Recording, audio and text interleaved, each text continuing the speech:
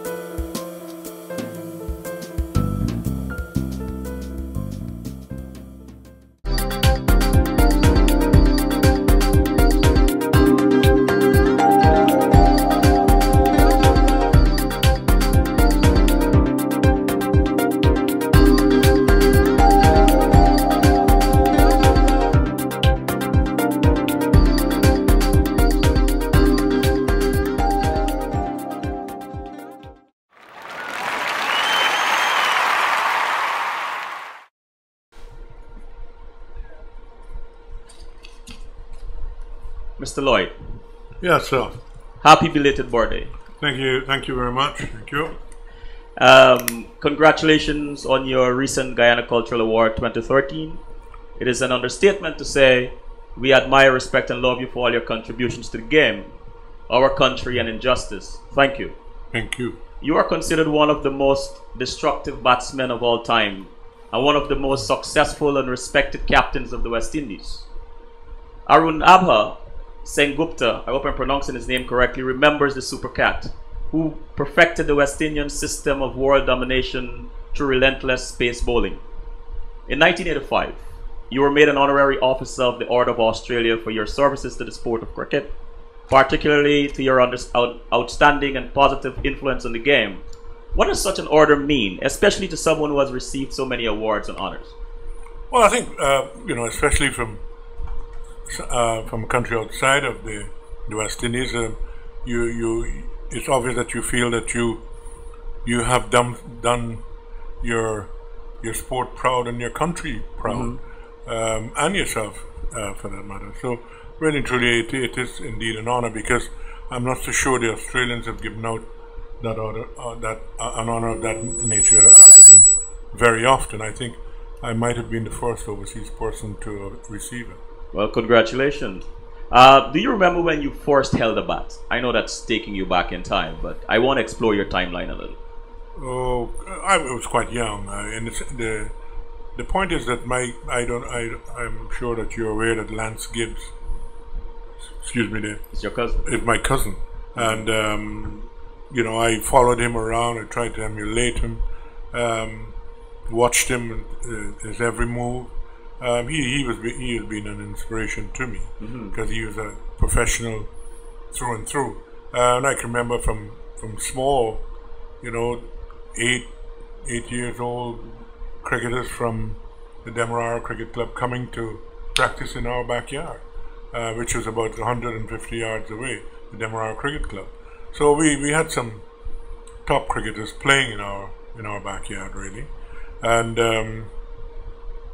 it so happened that we started with a little sort of break in the fence. So we bowled in one yard and batted in the other, and that gap widened. So after a while, we had quite a wide field, but it was good recreation. We broken a few glass panes and so on, but much to the detriment of my. Was there any other sports that you liked? Oh yes, athletics. I was good at athletics. I played a bit of football, a bit of table tennis. Even dabbled in basketball. Oh really? For a while, yes. But that didn't take off. Cricket is really my first love. So when did you first realize that you can really play cricket? Well, at an early age, because I captained all the teams I played for. School teams, public school, high school, club.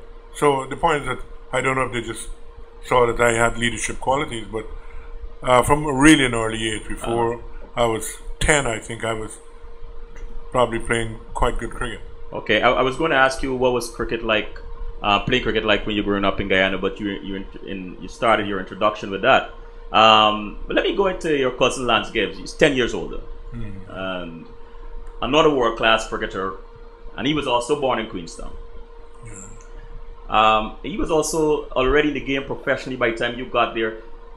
Did the two of you play as children? Well, yes, I practiced at the DCC. Okay. For him, I was an associate member, and he was a full-fledged member. But I would field and bowl to them, and so on.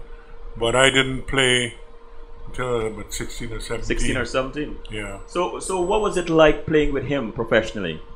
Oh, it was great to play against or with Lance, in the sense that he, as I said earlier, he was a total professional.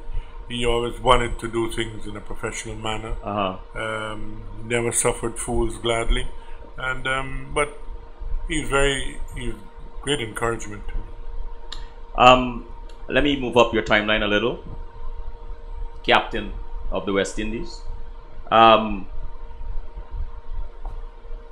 What was it? What do you remember about the first time you represented your country, Guyana? Let's talk about that a little bit.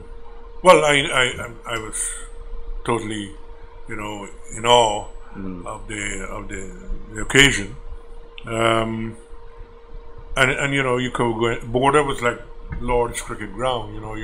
That's what you wanted to do as a youngster, to play cricket in Border, and to represent Guyana there for the first time.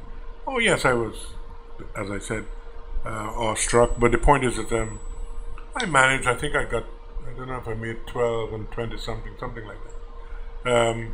But showed good promise. Okay. But the occasion of itself, playing among these guys who you saw as a youngster, graduate to Test cricket and so on, and you were playing with them. So it was great for me. It was terrific. As a captain, what challenges did you face every day, being the captain you wanted to be? Well, as captain, the point is that I was never captain of any other of my country or whatever. Before I captained the West Indies, they just plucked me from the blue, so to speak. It was such a shock to me. I'd made 100 at the county game against in the Roses match, Lancashire versus Yorkshire, and a guy called Howard Booth came up to me. He used to write for the Daily Mirror, and said, "Congratulations, Clive." I said, "Well, it was a good pitch and so on, and from the word go, I realized I was going to, I would get a pretty good score." He said, "No, I'm not telling you about that. I'm telling you about you being made captain of the West Indies team."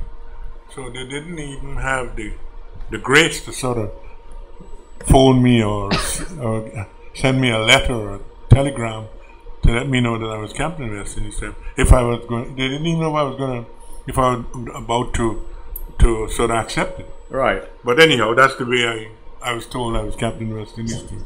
I presume that's how they did things in those days. But I accepted it, and it worked pretty well for me. But it was, it was a shock in the sense that you were going to captain people like your cousin Lance Gibbs, Rowan Caray, and people like that, who you watched and admired over those years.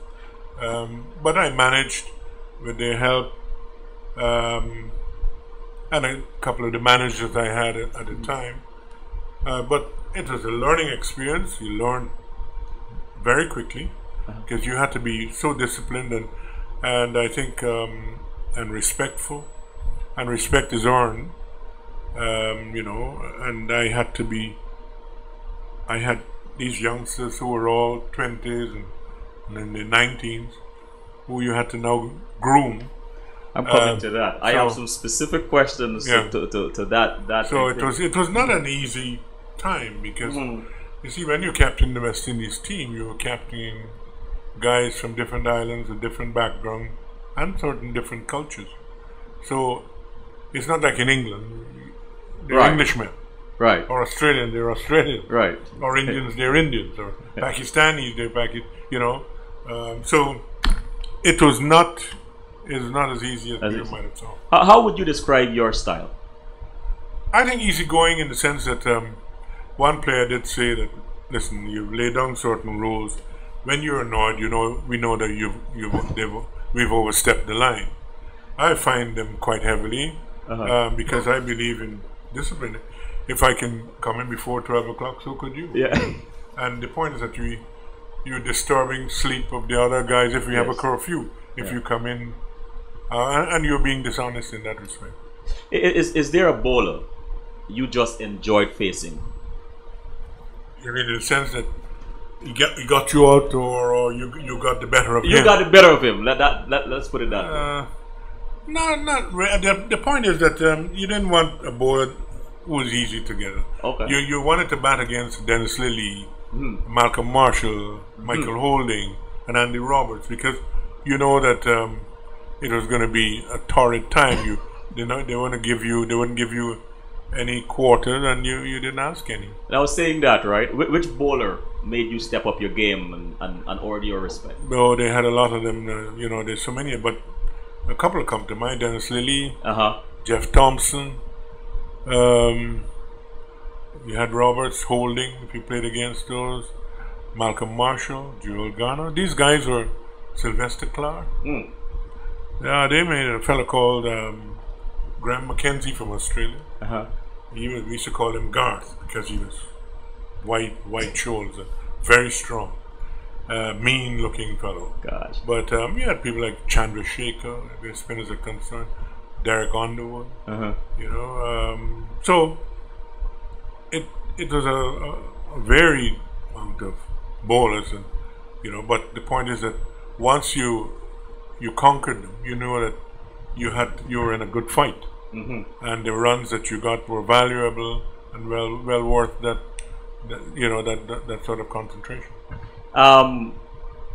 What was that moment like when you first entered the field as captain of the West Indies team? Well, it's the ultimate. There's no doubt about that. You know, you play to you start this game representing it, wanting to represent your country, but to captain and captain for quite a while and be successful, it was awesome. There's no doubt about that. One guy made me feel so proud. He said, "You know that you are more important than any one prime minister in the West Indies." I said, "Why?" He said, "Because the prime minister in Trinidad makes a decision for Trinidad, but you make a decision for all the West Indies." So it just that you that, hey, you know, this position is not as easy as you might think. People were behind you and they expect you to do well, so you have to step up to the plate. I want to go to the chat room. As I mentioned to you, this is a three-dimensional process. You have a chat room where people can join in and ask questions. So Carl said, on reflection, why do you think you were made captain in that way? I don't know. The point is that it's a situation now I find even very puzzling, because we had Joey Carew at the time. You had David Holford. They were front runners, and then. But the point is, I think it was a masterstroke in the sense that when Forbes Warner asked me to come home, and he said, you know, your name was bandied about as captain, but you weren't there. So he asked Gough Whitlam, the Prime Minister, to release me from my contract, and I came home. But I wasn't even in the team at the time. So I had to get myself back into the team. So I had to make a couple of hundreds and so on. And there people were talking about, you know, why waste the taxpayers' money to bring him this far and all sorts of things. So the point is that you're batting for Burnham, you're batting for yourself, you're batting to prove something to the taxpayers, you know, and the people around the West Indies. So it was not an easy time. All right. And but it's a learning process, and those are things that and it makes you a better person, because you always should know the other side of the coin. And when they made me captain, it was a masterstroke in this situation, because they didn't have to worry about a captain for 11 years. Yeah. You know, so really and truly, they hit upon something that was right, and I'm grateful for them for that. And you were young when you became the captain of the West Indies cricket team. The other players were also young and talented and with lots of confidence. But here's the question: how did you channel all that, I would say, testosterone into the fierce, unstoppable winning team? The point is trust, as I said. You first had to get a trust of the players, because don't forget, they're not all from Guyana. Right. And most people would be thinking, well, I wonder if he's going to pick all Guyanese anytime a Guyanese comes, if you know, that sort of thing. Yes. So you had to be fair-minded. And I thought I was. And I gained the trust of the players. The players realized that I was molding a team, and it didn't matter where you were from. And once you get that trust, then you'll get players to run through walls for you. And I became a father figure for them, because they would bring all sorts of problems to me: family problems, business problems, sporting problems.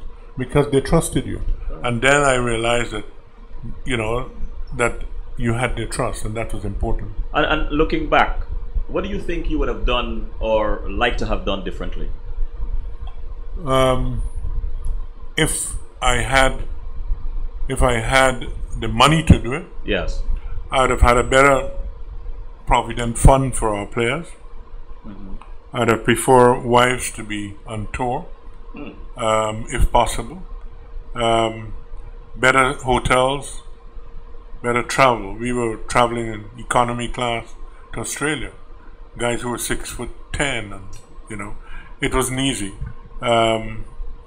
I would have loved to see a better facilities for our players, and to an extent, we finding out, you know, anyone with a modicum of intelligence, what they wanted to do before they retired. We always just we try to find out what we want to do when we retire. And I think that it's Arthur Ashe in his book Days of Grace who said that that's what the professionals did, and it's wrong, that you should find out before, so you can channel your efforts into that area. I would have loved to see our players, you know, trying to get a diploma or a certificate in something, so that they can move into areas, and they're just not going into areas just, you know, on the fly, so to speak. And then for young professionals who are looking, especially professionals who travel a lot on business, why was it so important that wives traveled with the players? Well, I think, you know, when you're young and you have a wife, and you know, you worry about that, and how your family, you know, where they are, and how they you know, their well-being. And I think Christmas, we had a couple of times where we invited them to Christmas. Everybody got a gift, and you know, and Christmas is a family time. Yes. And cricket is, and in those days, is a lonely time, because you were there away for 4 months, and then I was at home playing county cricket, and I'd be away from my home for 17 days. So you had the winters and you had the summers where you were always away. And I remember my two daughters, before my son came along, and I came back from Australia, and I arrived about 8 o'clock or 9 o'clock at night, and I was really tired, dog tired. And my daughter said, "Can you take us to school tomorrow?" I said, "Well, your mother will," because I just said, "No, you must." I said, "Why?" She said, "Well, so that the kids will know that we have a father." Wow. So those things hit you quite hard. Wow. But there again, you're earning the money to try and give the kids the best. Yes. And I think we didn't earn that much. I was lucky enough to be able to manage and give my kids a very good education. I want to go to the chat room again. Divin said, Mr. Lloyd is a gift to mankind, especially to the athletes that play the sport of cricket. He deserves a lot of appreciation, and I believe he has a lot more to offer to the cricketing world. And then Mark Mack said, absolutely one of my most admired West Indian. Good, thanks very much. Can I buy you a drink later on? Can I use it? Yeah, sure. Why do you think you won so many games? Well, the point is that we played county cricket, and that was a sort of learning school, because if you're captain of a county, you have to retain where 360 batters and bowlers, where they bowl, what they bowl, what their strengths and their weaknesses. So it gave you a grounding, pretty good grounding, and we made sure that we had to make winning our first and foremost thing in our regime. Because not only why I did that, because winning to us was important. We have 6 million people. We are at 5 point something at that time. We could never have a reciprocity situation with the larger countries. Australia or England or Pakistan or India. They had more people, they had bigger stadiums. We could never charge the amount of money that they charged for going through the gates. Like a day at Lord's this year in England was £110. Now you had to be of a certain standing to take 2 kids with you to that. Yes. And let's say even if it's you want to go to 2 days, you got to think of petrol, food, memorabilia, then you have to think of the tariff for 3 of you. So really and truly, it wasn't easy. So in our situation, winning was important, because then by winning and you going as world champions at one day and Test cricket, you can demand what you wanted. You can't demand if you're number 8 in the ladder. So by being number 1, it was important to us and to the West Indies Cricket Board. When I took over and we won the World Cup, we were broke. But the further you got up into the standings, when we won the World Cup, every game we won, your country got an amount of money. So we moved from being broke into the black sort of stuff. Wow. And from then on, we were able to say to countries, we're coming to you as the world champion, we want X. And that's why I was trying to preach to our young players that it's not only winning, but winning gave us that impetus, it gave us that standing where you can demand a certain amount of money. Wonderful. And I'll go back to the chat room. Patrick said, "Good evening, Selwyn, and to your guest." Good evening, Patrick. Divin said, I just wish that fellow West Indians in the WICB would observe what he has to offer and apply it. I personally don't want him to leave Earth with that knowledge still in his head." And then Mark Mack said, "What can we learn from the governance and management of the West Indies cricket team and the nature and structure of economies in the Caribbean?" Well, I can only speak for the West Indies Cricket Board. The point is that we are the only cricket board that has 1 Test player, which is Joel Garner. And if he had lost the elections the other day, we'd have had none. Now, I can't think of any cricket board that do not have 6 or 8 Test cricketers. Right? There's a place for businessmen and lawyers or whoever, but cricket must be tackled first. And I think we have to do that. We have to engage all those guys we have. We have Greenwich, Haynes, Roberts, Ambrose, Walsh, Viv Richards. We have Sir Garfield Sobers, Lance Gibbs. And they're not doing anything they're not working with our young players. We have to instill the right things in our young people. And I think where sport is concerned and where governance in the other areas, we have to embrace sport, because sport gives us, it gives you that team building stuff. You're talking about team, you're talking about one another, you're not talking about just personal things. You're talking about, working together.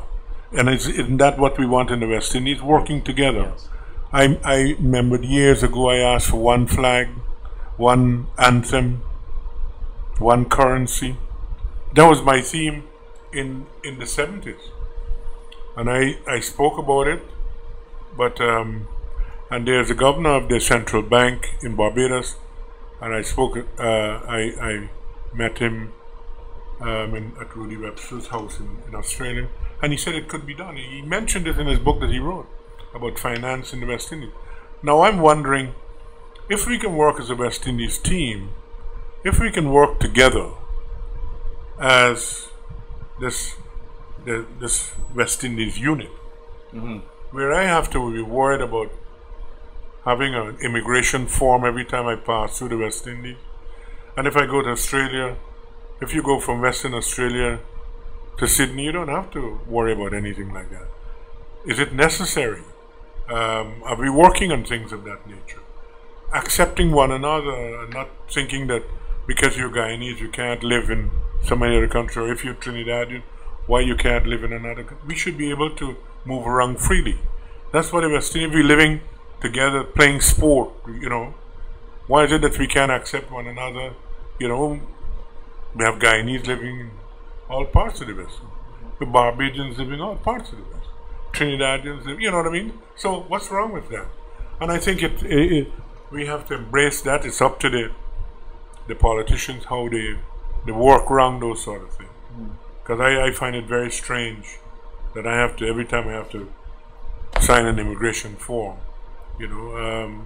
So those are just the little things. And I can imagine how much this means to you, especially from your perspective, coming from having captained so many people from different countries. Yeah. You know. The other thing I think of too, we have 2 universities in the West Indies. Do we use them? If I'm a young man and I want to pursue some sporting, you know, diploma somewhere, if I want to do, you know, sports medicine, do I have a chance of doing it in the University of the West Indies? Do I have a chance of doing it in Guyana? You know, I think that we should be able to move along our sporting ability with our educational system. You know, we must do that. Well said. You know, it's important that we do. In the chat room, Stafford said, "What in your opinion led to the demise of West Indies cricket? Do you feel we are currently on the upward trend to reclaim our place as a major force in the world cricket?" I think we're still not doing enough, in the sense that what they should have done is embrace the people who are leaving, all the Robertses, Holdings, and the Bishops, and all these guys, and the Walshes, and the Desmond Hayneses, and so. They should either be assigned to different islands, like they're doing now. Yes. To bring that standard, give, you know, we just let it flow, thinking, well, you know, our cricket is just going to kickstart again. But people had, you know, had gravitated to other sports. Everybody, most of the people don't want to be a Usain Bolt. They want to play more football, because football now you can have a good living. Boxing, you know, we have squash players. We have other sports that people, as I said, are moving to. So the point is that we just thought we left it there, thinking, well, it's just going to happen like it happened before. No, it's not. We have to encourage people. We have a HP center. I'd like to see more qualified people from our sector, and people who people can identify with. You know, teaching them how to bat, bowl, field, or whatever. We got to move into the technological age. People now are doing different things. They're not only talking about, they're looking at things. They have a lot of technology that can tell you things.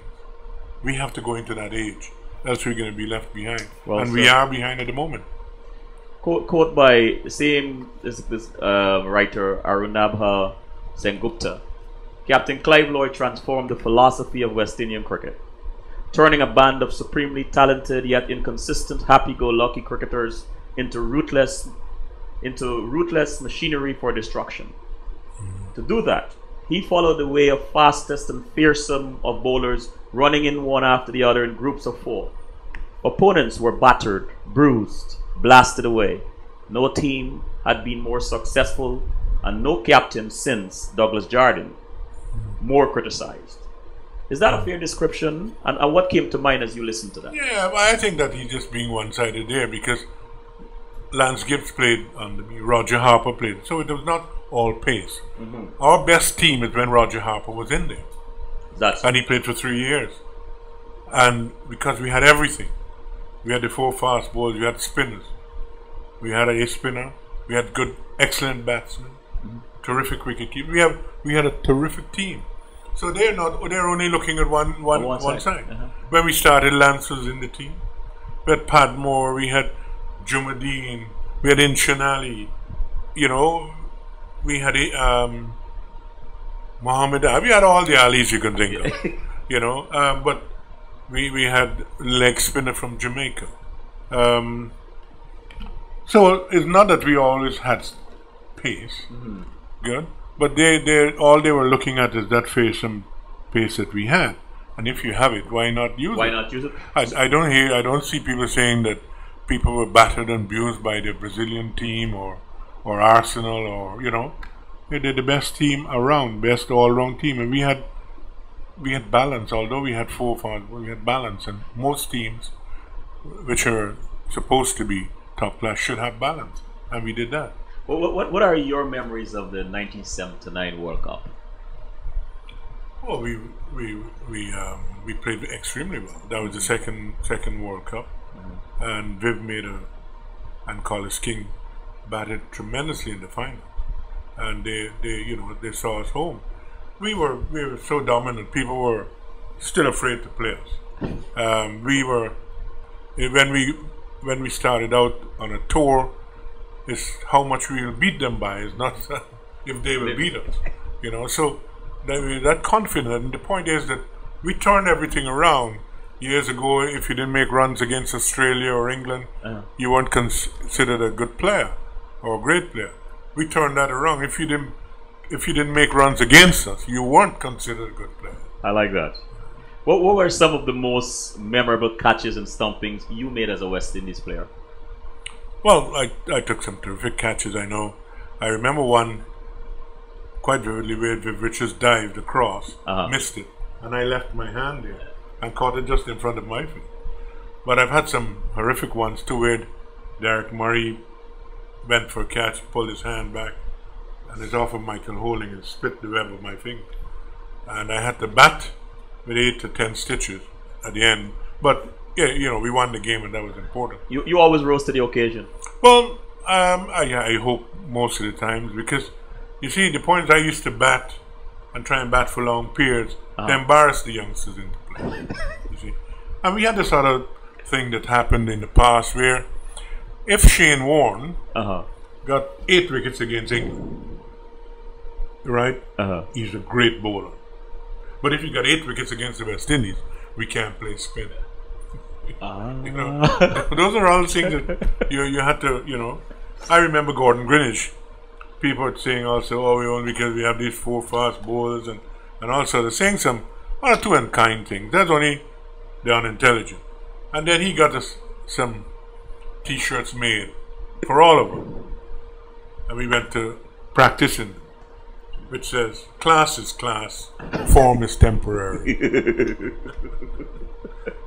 Go back to the chat room. Chris said, who was the most difficult player to manage? I didn't have difficult players. That's what I'm saying. We didn't have difficult players because the point is everybody was playing as one, and in the sense that if you stepped out of line, the guys would pull them up at a meeting. Okay. I hardly had to fine anybody. It's only if you were late for the bus or something, you get fined. You have to pay your passage to the ground and so on. But and because you know they realize that you can get a call from the reception, you know, early enough, or your roommate should be able to wake you up anyway. And Patrick said you created one of the greatest legacies in the sporting world. What ingredients do you think that were present that helped you to build such a great dynasty? Well, there again, I suppose it's that trust in your players. They knew exactly.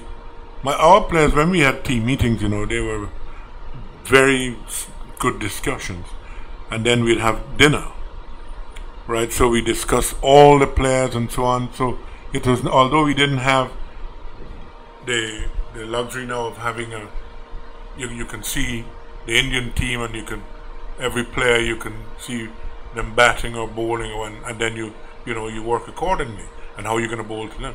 We used to go through our players, and our players then had to retain where they were bowled to X, Y, and Z, and we didn't leave out number 9, 10, and 11 because sometimes they can give you trouble. So that's why you never saw tailenders giving us too much trouble, because our guys, you know, went through the whole lot. It was a discussion on everything we did, we shared everything. All the monies that we won or ads we did, we put into the pool, and everybody shared, even the physiotherapist. So it's not that, you know, you were getting some, and I didn't get any more than the others. I got a share just like everybody else. Wow. So it was a family sort of thing. Wow, how noble. And so what came first for you? Your desire to be a cricketer or your knowledge of the game? Well, it's a desire to be a cricketer. I wanted to be a cricketer. I wanted to be a lawyer. I was with Fred Wills, who was our captain. I used to go and watch him perform in the courts. I started a course in England but never finished it. But law has always been something that I like. Really? And I suppose I had the gift of being able to get the rapt attention of my players. They understood where I'm coming from. They knew what money I received as captain. So there's nothing, I didn't have to lie to them about anything. It was an open book. My room was open to them. I would go and, you know, sit down and have a chat with guys, and, you know, whenever they're in. Yeah. But it was a good relationship. Right. I can't say that I had any bad relationship with the players at all. I cherish those moments because they gave me a part of my life that it's unforgettable. Yes. You know, to be called the best in the world for 11 or 12, for 18 years more, because when I finished it carried on. So what qualities did you look for in a player? Somebody who I knew when a player came into my team, how long he would last, how you approach training, how you approach practice. If it was he sort of happy-go-lucky, didn't worry about, you know, the strong parts of his game and so on. But they soon found out that this was not a play school. This was real. This was serious. This was tough. This was professionalism at its highest. Alvin Kalicharan, Clayton Lambert, Milton Paidano, Sidney Matthews, Leslie Lambert, Ray Joseph, Terry Etwarun, Armanath Ramcharitar. When you hear these names, can you tell us what comes to mind? Well, players that I've seen, I've played with, and I see some of them now when I come to the States. Some of them live in Queens. Yes, these are guys that, you know, wore their heart in their sleeve. Leslie Lambert was a tremendous cricketer, hard-working. I have a lot of respect for him because when I was captain of Ghana, he was one of the lone fast bowlers. Ray Joseph was another one that did extremely well, and the Atwarus and so on. They were all the Kalicharans, very talented. So we had Ghana that had a very good team, and I'm hoping that with me back in Ghana at the moment that we might be able to just reboot.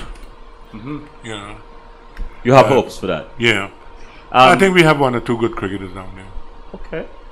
Chat room again. Devin. I've watched the movie Fire in Babylon, and I saw the issue of race and the way the sports was used to degrade West Indian cricket. I do not see the pride in the current player as it was in your day. And then Mark said, in light of the current state of most of the economies of it in the Caribbean, in the context of past successes in West Indies cricket, it would be nice to hear views on the parallels. You want me to repeat it? Yes. It says, in light of the current state of most of the economies in the Caribbean, in the context of past successes in West Indies cricket, it would be nice to hear views on the parallels. Well, I would, you know, I wouldn't say that the West Indies at the moment, what we need is a better balance, right? We need for all those islands to come together and find out what sport means to us. You see, if you don't know that, but you don't know where you're going. Yes. Jamaica knows how important sport is. Yes. I went to Jamaica the other day, and I had to go, if I don't go to Walsh's restaurant, I go to Usain Bolt's Japanese restaurant. You know, because you feel that it's something you have synonymous with these people. These sporting icons who has given us our area a lift, you know. So it's not that we don't have the money. I think we can get the money if we can work together to say, hey, sport is important. Support. And yeah, you have to. And I love that word, and it takes me into my next question, a historic question, a very important question. In 1983, during the ban against South Africa as a protest against apartheid, South Africa offered each player between, let's say, 100,000, 150,000, an honorary white status to play in South Africa. You refused and stood your ground, even though some players succumbed to the offer and went. Why was such a stance important to you? Well, yes, I think if you are in, up with world politics and so on, there's the only stance you can take. I mean, there's no, and money has never been my God, really. I've turned down a lot of other things because of my principles. I would not be able to live with myself if I'd gone to South Africa. I wouldn't have been able to, because I understood the situation, I read about it and so on. And when I went there, eventually, and I did one or two lectures and so on at Plascons and at cricket functions and so on. And people respect you for that. Yeah. You see? But the point is that those who went, fine. They went for the money, yes. It's up to you to do so. But don't tell me you're changing the system. Right. You're not going to change that system by doing that, because you're going there as a rebel. Honorary white, we don't tell them that they're going to be an honorary black when they come to the West Indies. So, really, truly, it was a non-starter where I was concerned. Yeah. I have no compunction about not going there.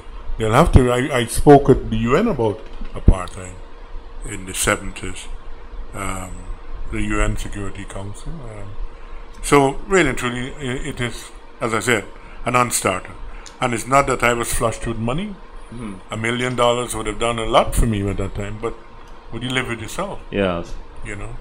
Principle and integrity. Yeah.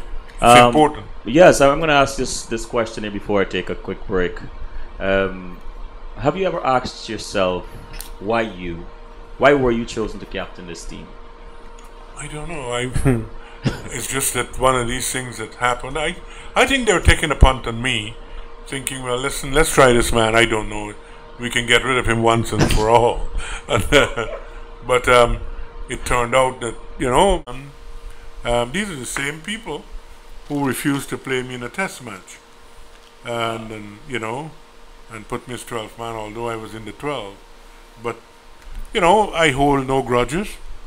My mother always said, what is for you is for you. That's right. If it doesn't come now, it'll come later. And I have no time to be hateful. I just take things that this is supposed to happen to you, move on. Yes.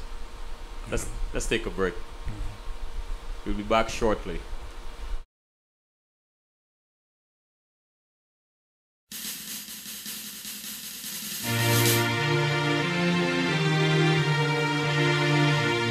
Arrowhead, I love my golden arrowhead. I don't think you heard me. I said arrowhead.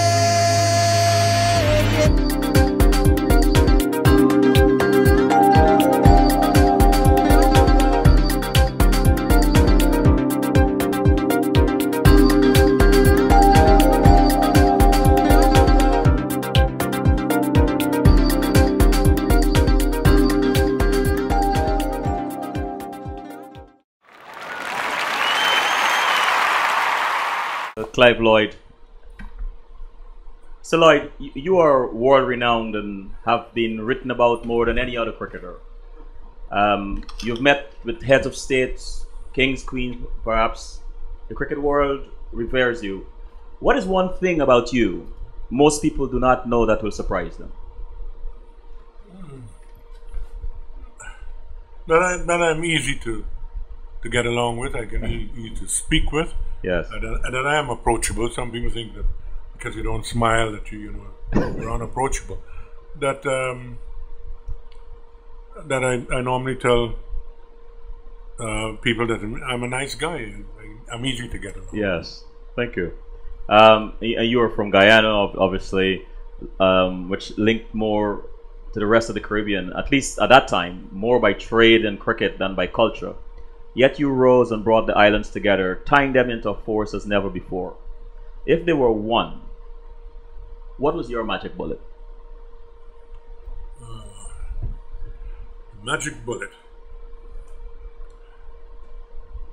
I think as I come back to that word respect. Respect. Respect for one another. Yes. See, once you have respect for your fellow person, that everything falls into place. If you respect me and I respect, we have something to go to to work with. Agreed. If you don't respect me and I don't, then it's a non-starter. But respect is important. What are the standout moments of your entire career, both at domestic in Guyana and level and international level? Well, I would think playing for my country was always been, it's boundless, I suppose, right. of such. Being a Guyanese and doing exactly what I wanted to do and successful at it is something that I always cherish. Being captain of the West Indies and have that unifying force that, that people were fearful of us. We were respectful. We made people walk tall. West Indians felt proud in England. They went to work with pride when they know that we've won a test series against England or they say that we're the champions of the world. 5 million people. For 18 years, you're champions of the world. We were the, I was told the other day, we were the most successful team in any sport for such a long period. Wow.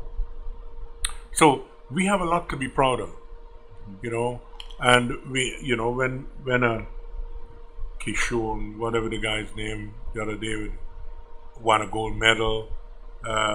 Walcott is his name, Kishore Walcott. Yeah, I think so. Any West Indian that does well, at any level, anything at all. If we have a Jamaican boxer fighting for the world title, we all drop our chairs and so on. We don't think of him as a an outsider. He's one of us. Yes. And that is what we have to start thinking of, that West Indians, we should be singing one prayer all the time. I up to now we do not have an anthem, a West Indian cricket anthem. I remember quite vividly again when we were in Australia they played the two anthems. The touring team and the Australian anthem played Australia Fair, and the guy said, Clive, 2 days ago, you're a manager, can we play your anthem? I said, no, Walsh is the captain of this team and we should play his anthem. And there's an Australian guy, opera singer, who sang the Jamaican anthem. I was not Jamaican, but I felt proud. This guy did a marvelous job. And I told the West Indies that we have a lot of people down in the West Indies, composers, who can compose a song that will make us all feel good. I don't want to degrade, rally around the West Indies, but when I hear the Union Jack, I hear drums. Yes. When I hear the Jamaican, I hear drums. I hear drums and all this. When you listen to the American anthem, you don't have to be American, but you still feel proud of it. Yes. And I want that for us. I want us to have an anthem that all West Indians could be proud of. And I'm listening to you and I'm hearing things like national pride, and in this case, regional pride, and which is, to me, it's very important. And perhaps one day, it will happen. I hope so. I myself hope so. Before you spoke of your team and how you came together and discussed everything, and you shared everything, and to me, that is mark of great leadership. And so I feel almost awkward asking you the next question. It seems sort of unfair. But I am going to ask it because as a child growing up, I hear of the great Rohan Kanai, who you played with, and Alvin Kalitcharan, and then Viv Richards, who at times captained the team. But how did you manage players like that?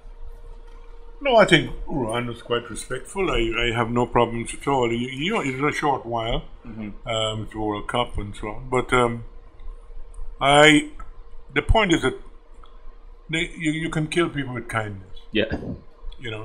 And I always say you got to be cruel to be kind. Yes. And they knew what I was like. I would explain to them. New fellas coming into the team, I'll take them out for a meal and lay down the laws. Gentlemen, this is how it is. You will be put with a Joel Garner or whoever it is, a senior player, to teach you the ways of how we operate. Yes. So you will always, if you have any problems, you're in charge. This guy is in charge. If anything happens, he will be blamed. So you delegate, responsibilities to the different players. But not only that, all the players feel that they are part of this thing. Here you've given them to look after this young man who might be a great player later on. Yes. He said, oh, well, my first roommate was so. So you have this togetherness. Never putting two Trinidadians together and have a Barbadian and a Jamaican, or a Trinidad and a Guyanese. So after a while, it's my roommate. Good. I put a batter with a bowler. So that if the bowler gets wickets, he said, all right, we need some runs in this room. So there's that sort of competition. But it built a lot. And I did that. I didn't have to go to university for that. I attended university in England, but the point is, it was not in leadership. It's certain things that I just read about and saw how someone like Fred Wills, who was a brilliant man, one of the best brains in the business, how he handled people. When I was a youngster and so on, and they were going out at night, he said, no, you got talent, here's $20, take your girlfriend out to the cinema and so on. And those sort of things that I admired about that man. And I hope before I die, I will have a Fred Wills scholarship for young, upcoming barristers in Guyana. And that brings to mind mentorship and role models and so on. And there was Fred Wills mentoring you. And I didn't even know. I didn't even realize it. Yeah. What do you think is a state of mentorship today in let's say in cricket? Well, we need that. That's part of the things that I said that we should do with our senior players. That Mahan should be working with the opening batters or Gordon Greenidge, so that they can ring them up at any time when there's before a series, before they go. These guys could be there for the couple of weeks or whatever it is with them to give them that impetus that is needed. And I think all those are things that we have to do. Make the players who are successful. If America needs a tennis player, tennis captain, or tennis coach, who do they go for? Billie Jean King, Arthur Ashe, McEnroe. They don't go for somebody who's never won a tournament. If Germany is looking for a football coach and manager, they go for Beckenbauer and people like that. People, Nehemiah, people who have done well, who've got those qualities that will propel them to the top of the ladder. And I think until we start doing that, and this CPL have shown us that we had a lot of the ex-players involved. You can see the pain on their face when they're losing, and because they're winners and they want to win. But the tournament was a success. What do you think? What do you think about when you faced a bowler, a fast-paced bowler, for the first time when you were? I make sure I got early sleep because I don't have 20/20 vision, so I need that little extra, Right. thing to make sure that everything is working. Is hand-eye coordination. If your leg's not working, and your hand and your eyes not working, You're in trouble. you're out of sync. Did any bowler ever intimidate you? No, they okay. So we faced bowlers like Thompson, Lilly, and Holding and Rob without helmets. It was frightening, but that's what you did. Yes. What is the secret to good feeling? I practice. Practice. You have to practice, and like everything else, you must do that. Where would you like to see cricket today? Today, I'd like to see cricket, all aspects of it, being rewarded just like the one-day cricket is. Mm-hmm. Like Test cricketers should be rewarded because a lot more too, because you're saying that that's the best type of cricket to play, and we should be able to put more money into that so that players don't feel out of pocket and they will just want to play one type of cricket. Oh, okay. If you were to have played another sport, what do you think it would have been, and why? Probably athletics, I would think. I was a good athlete when I was quite young. Wow. I was 400 and hurdles, Really? 100 meters. Yeah, I was pretty quick. Has the game changed much today? Oh yes, quite a lot. In all rules, travel. We have technology. They have a lot more countries playing, so touring is a lot more. That's what I'm saying. It's hard on a family if you have a young family, and you can't see your family too often. I miss all the wonderful moments of my first children, of walking the first time. I saw my son being born, and that was good. But I never saw my other girls. But trying to see them as often as possible. They went to private school in Worcester, and we went with them on Friday, took them back on Sunday. It was great to see them, and and that's where the love grows with your children. Your son, I think, plays soccer. Yeah, he did. Did he ever fall? Oh, you did. Basketball. Oh, yeah. Played basketball for a team in Australia when he was in Australia for a while. You played on many pitches. Do you have a favorite? And which one? I think places like when you were border, when you were young, that was it. You made 100 at border, that was the ultimate. Lord's cricket ground. Melbourne cricket ground, Old Trafford, Sabina Park, Queen's Park. Those are places that you go to India, you play in Calcutta with 100,000 Indians shining mirrors when you're at 90 odd. The mirror treatment, they said, so that you can get out or some, trying to distract you. Those are all the wonderful things about playing. I love India. I have a great affinity with them in the sense that I played my first test match in India, and I captained my first test match in India. So I get along very well with the Indians. This was, I suppose because of that, I don't think you can say that they dislike West Indians and so on. They love cricketers, and they treat cricketers with reverence. I wanted to do an experiment in narrative. You're standing in front of a wicket. You've just hit, let's say, maybe you pass 15 runs, and as you're facing a fearsome bowler fast, and the crowd is cheering for you. Describe a moment like that. Describe one of those euphoric moments for us when you hit a ball that perhaps you and this might be hard because you're so talented, but perhaps you didn't think you were going to hit, or you would have lasted this bowler. Yeah. Describe one of those moments. I can remember a moment you're talking about, quite a game vividly. At Lord's, we were playing against Lance and Joran Kanai in a final, the Gillette Cup, and we batted first. and this guy bowled a fairly good length ball. Mm-hmm. And I pulled this thing out of it hit this, went for 6. But you can see now, he's now said, geez, I think that was a good ball. Where do I bowl? And from then on, it was just, I made 132 or something. Wow. And we won the game I won the game for Lancashire. And Lance bowled to me, can I bat it? And they had Derek Murray, he was playing on the Alvin Calichuran.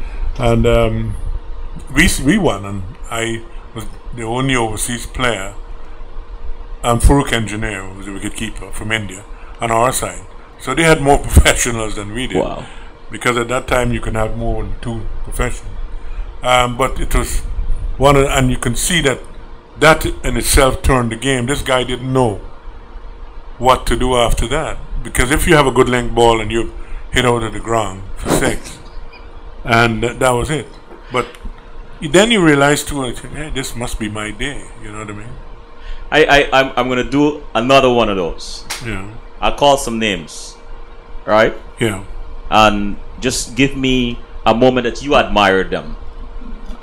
Let's start with Sir Garfield Sobers.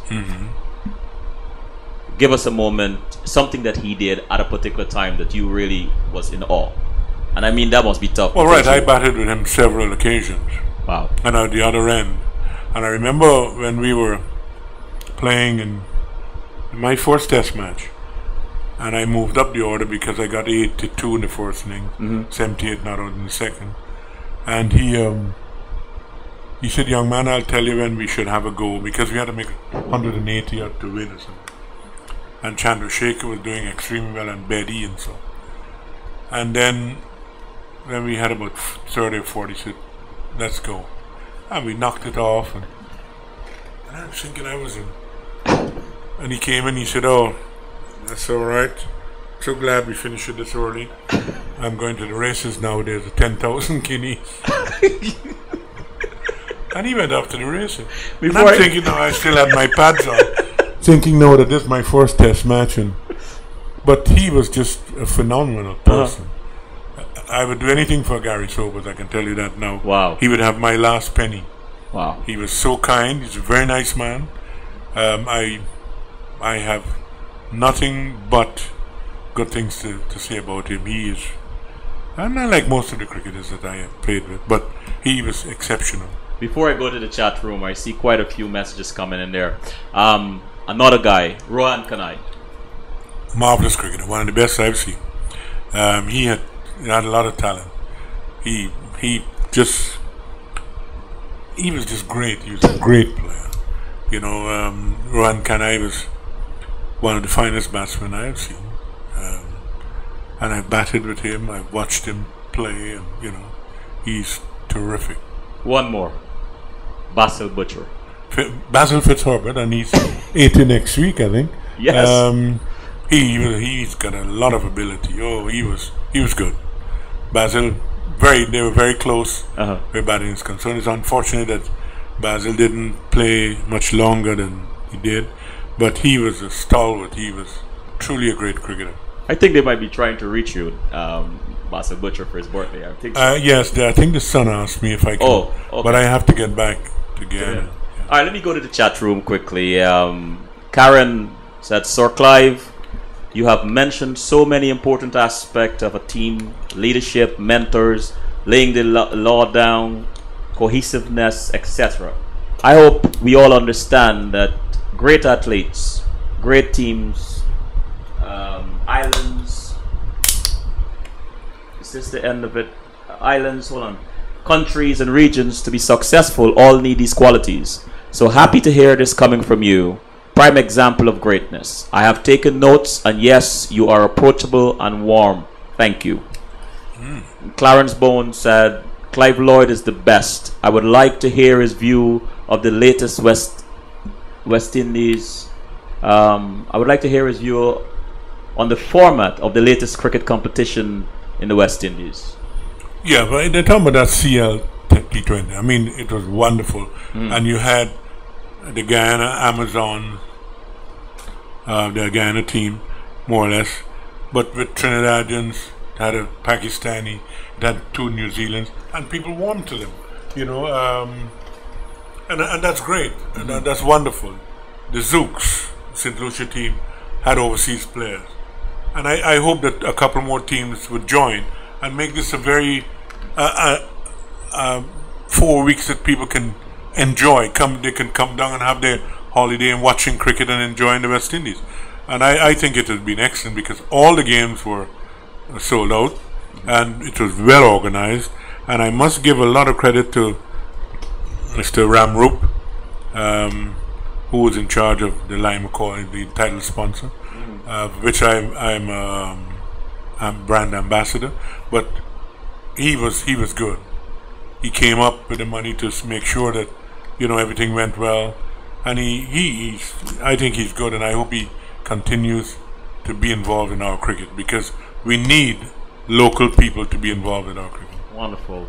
Mastermind behind West Indies' domination of world cricket. If that is accurate, can you elaborate for us? That's what you were called. I wouldn't say that. If I had the mastermind, yes. Well, you can say that if you want. I would say. I mean, I was the most successful person, and I was.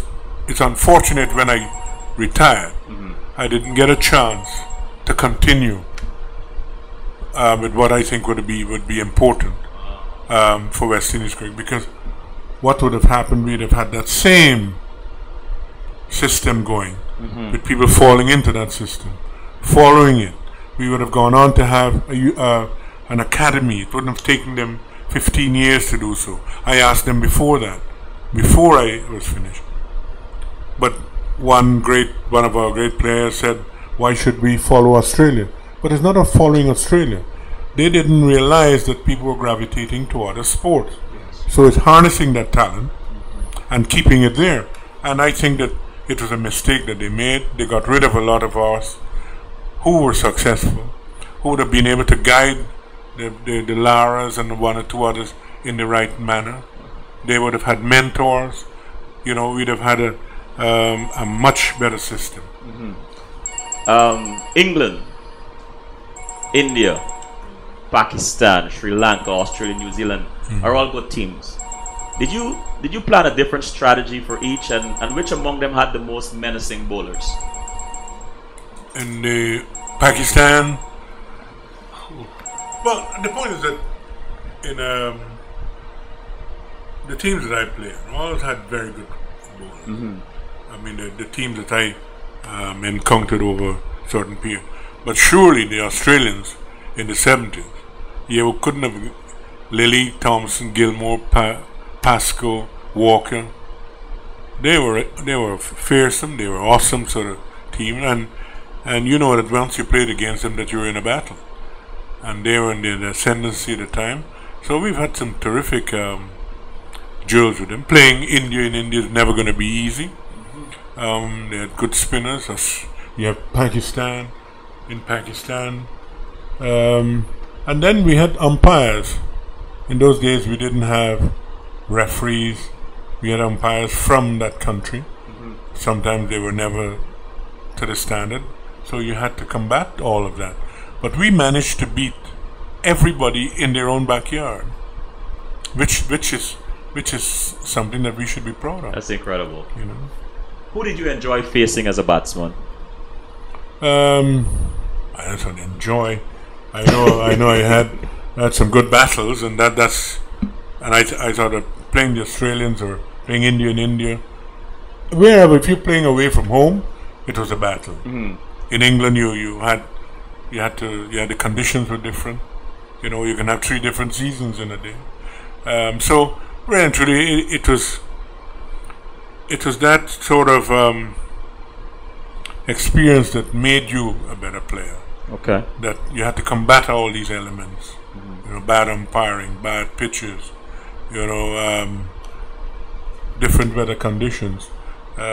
So, you know, being cold in England when you weren't accustomed to, you know, you start a game just after they had some a slight storm or whatever it is, you know, and when you're feeling it slip, and you have to catch a ball at Michael Holding with your bare hands at 90 miles an hour was not an easy situation. You know. Wow. You know, one of our viewers, Karen, mentioned how impressed she was with your leadership skills, and she's been taking notes. And so it brings me to this question. Did you have a vision that you stuck to for leading the team to such greatness, or did you tweak it as you went along? No, I think you moved with the times. It's quite obvious that, as I said, we started with Lance and so on. We went to the 4 fast bowlers. Then we had Roger Harper who came in, and I tell you something, we have to see that team. That was a tremendous team at that time. What was that like when Roger came as a very young player? Oh, he was so good. There is nothing that he can field, can bat. Tremendous bowler. Nothing past him. He was so enthusiastic. Roger was probably one of the best fielders I've known. Wow. I'm hoping to. That's cricketers too. I'm hoping to have him on the show one day to tell us his story. What was it like having the best and most menacing pace attack at your disposal?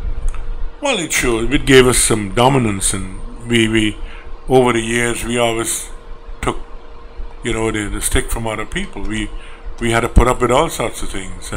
We used to play Australia only every 8 years, but once we started playing them more often, we realized that they had a soft underbelly too, in the sense that when our fast bowlers were unleashed to them, although they had fast bowlers, they didn't like it that much. But it was friendly. I don't think I can say we had any racist anything during my tenure. I wouldn't have tolerated that, and I would have reported that.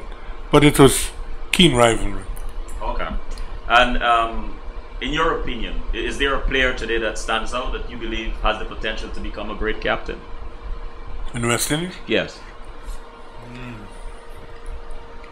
I like, funny enough, I like the way Brian Lara handled the side at the time. And I found that if he had the right sort of guidance, probably would be more successful. Because if you have people like a cadre of top players, you have to listen to them. You couldn't make your decisions on your own. And I think at times probably he did that too often and not get the help and guidance from others. So how much planning went into before a game? Oh, quite a lot. I mean, as I said, we had meetings the day before the test match, the first day, if something is happening, and on the penultimate day to discuss how we either gonna try to win. Let me run to the chat room, and time is running out on us.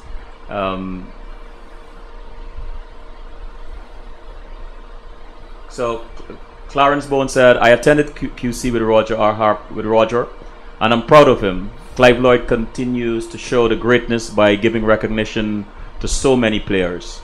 And Divin says, Divin said, and Karen, me too, I will see him this weekend. Laugh out loud. How much of the success of that team had to do with the pride of the players representing the people of their respective countries? Well, yes, the point is that we wanted, once you stepped in there as a West Indian player, your country was left out of it. You were now representing the West Indies. It wasn't a Guyanese or Jamaican or Trinidad. You were now a West Indian. And that was something that was told to the players the first time they entered, that your country will always be your country. When you're playing for the West Indies, you're playing for the West Indies. Yes. And you have other guys here who will help you to be part of that. And we were never disjointed. We were always one, and playing as one. And you can never win for such a long time and be disjointed. How do you define success as a cricketer? Well, I would think that success is based on the way you approach your game, how your attitude, That continuity, you want to be successful. You've got, I'm looking for the right word, you've got to be consistent.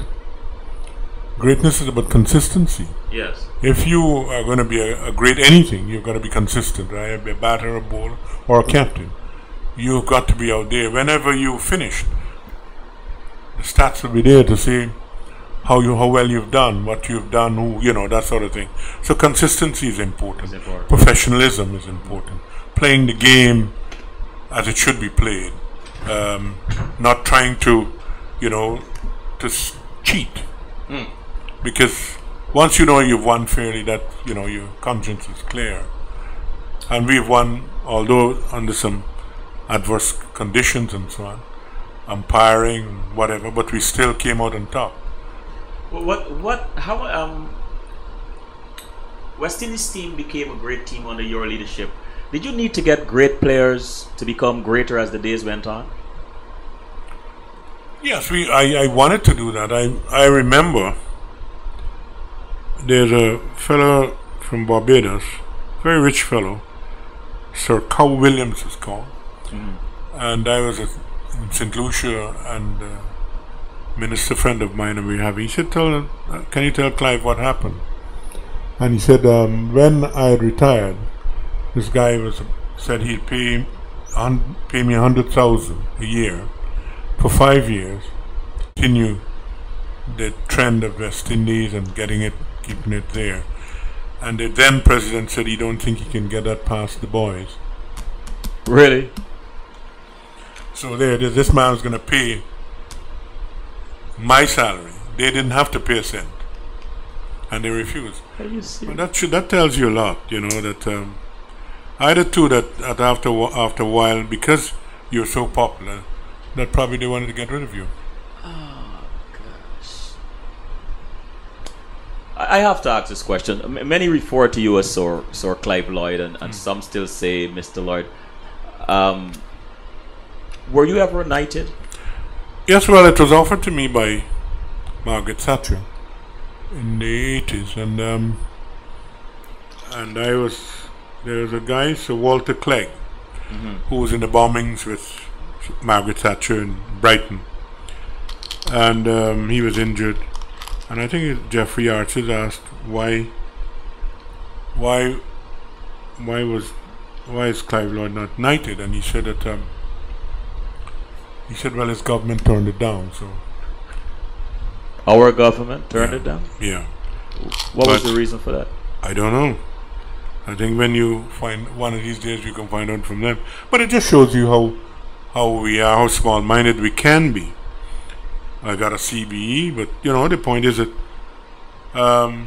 why would you want to do that?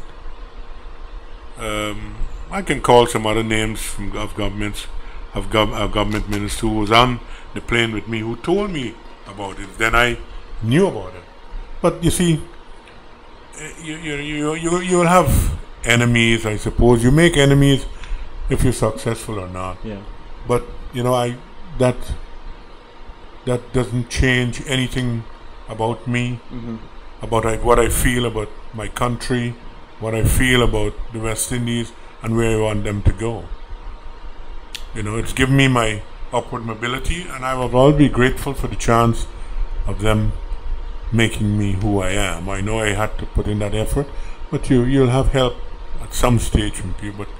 But it's all been your ultimate aim to try and play the game, play it straight, play it right. I think you're partly answering my next question, and that is, why do you think Guyanese or West Indies cricket fans still remember you with affection?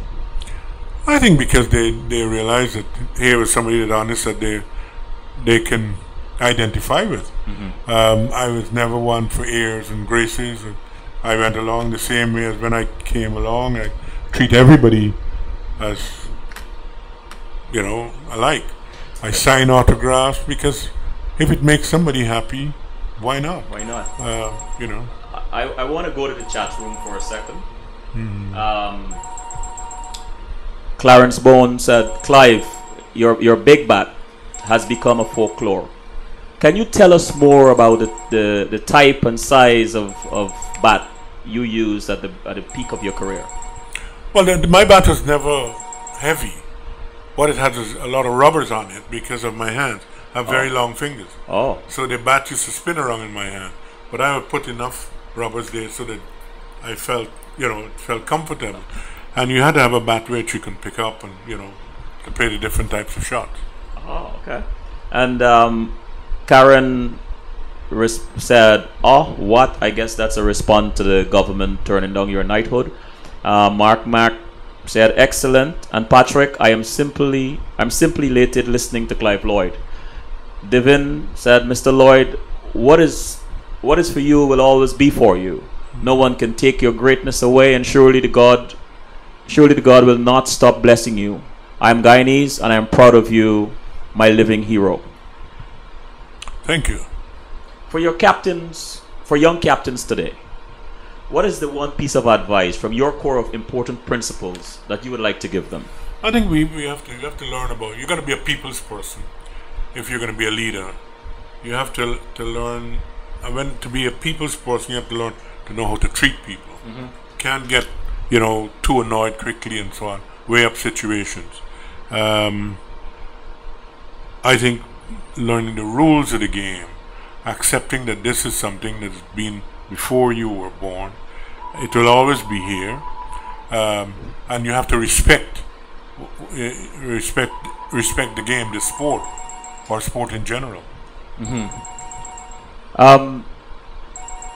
What do you think will be the legacy of the World Cup for the Caribbean? Well, we won the first one.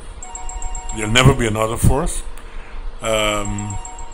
We were champions for quite a long while,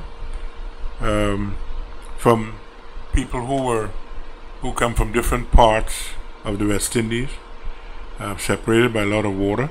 Mm-hmm. We can't drive anywhere from one country to another, but we've managed to bring our people together.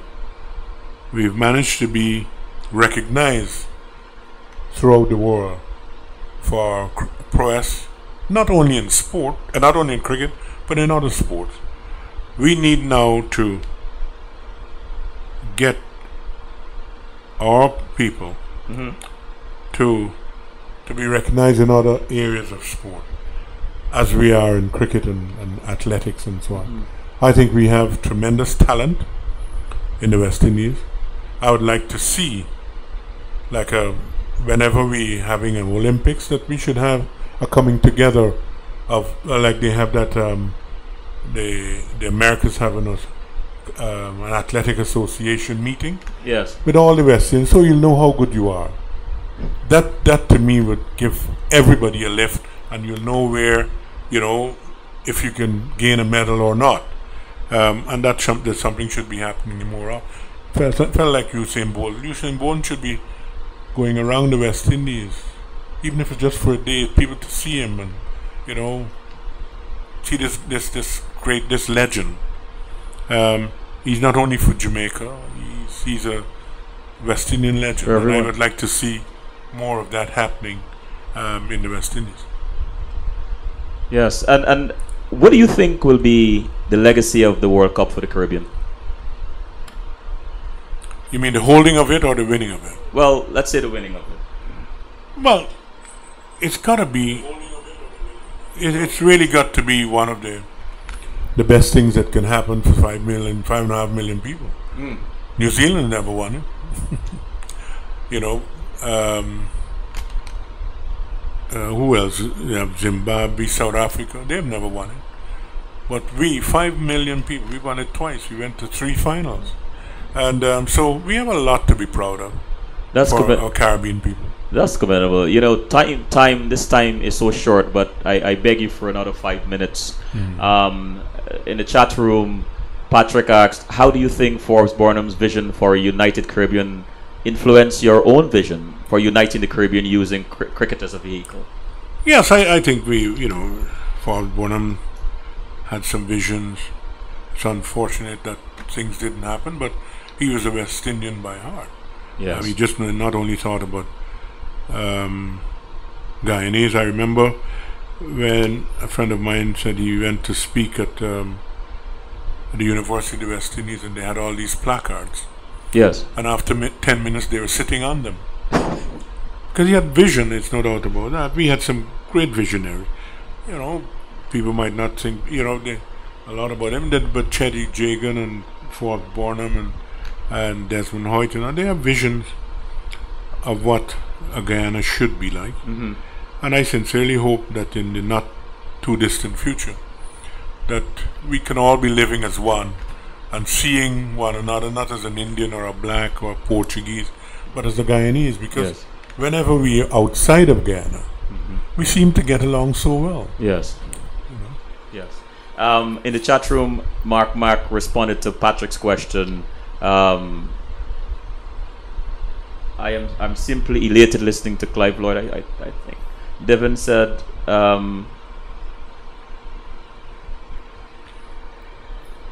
actually, I read that before, but let me ask you this: what are you most thankful for? Well, I'm thankful that I had a gift, and I managed to use that gift to light the world with my gift. Playing sport is not the be all and end all, but it helps in the sense that it made me a better person by traveling, seeing different countries, seeing how other people live, how other people struggle. When I look in Guyana, we don't have all these hurricanes and earthquakes, and so we've got to be lucky for a lot of things. But I was lucky that I had a mother and father who, my father died when I was 12, so really he didn't see a lot of. But my mother, who was she was a rock. Yes. And I was thankful to have a mother of that nature who shepherded me to greatness, so to speak. What is next for someone so accomplished? To impart all the knowledge that you have to make the world, Guyana and the rest of a better place to live. I will try to say as much as I can to make people understand that you can live as one. As one. Acknowledging it doesn't matter what religion you are, culture you have, what color you are, that this world is for all of us. We're a citizen of the world. And my last question, which I ask every guest, what makes you laugh out loud? What makes me laugh out loud? Jeez. I should have prepped you for that one. Yeah. Just people. People, happy people. Once I see somebody who's happy, yes, I am happy. Live, love, and laugh. Those are the three things you should have. Mr. Lloyd, I thank you on behalf of CWS. I thank you on behalf of our listeners for being so kind and generous with your time, being so graceful, being so candid, and for being so eloquent. Thank you for all that you've given to us over your years. I learned tonight about your integrity, your authenticity, your leadership, the way you use your wisdom and your other strengths to lead our country and the West Indies team to victories after victory. And that is commendable. That is something I think will be indelibly etched in the halls of history. And thank you. I ask each guest to take us out with a few words of wisdom or advice. You have given us so many tonight, and I feel like I'm imposing on you, but I cannot give up on this opportunity or pass up on this opportunity to hear a few more words of wisdom. But before you go there, a last question just came in the chat room. Clarence Bowen said, Selwyn, as a statement, thank you for doing a fantastic job. Thank you, Clarence. Thank you so much. Yes, Mr. Lloyd. So yeah, I think for the Guyanese who live here, I think that they're doing a marvelous job. But it's obvious that some may struggle, but life is a struggle. Yes. And you are judged by obstacles you overcome. and I'm sure that trust in the Maker, things will you'll get there. And all to those young people out there, drugs are not the answer. Yes. Education is, you know. And I wish all West Indians now the best for the future, because this country offers a good future if you're willing to work for it. Thank you, sir. Thank you very much. And good night, and God bless. Thank you, Selwyn. Thank you. Suffer the little children to come unto me. Every day, more than 30,000 children around the world die of preventable diseases. More than 300,000.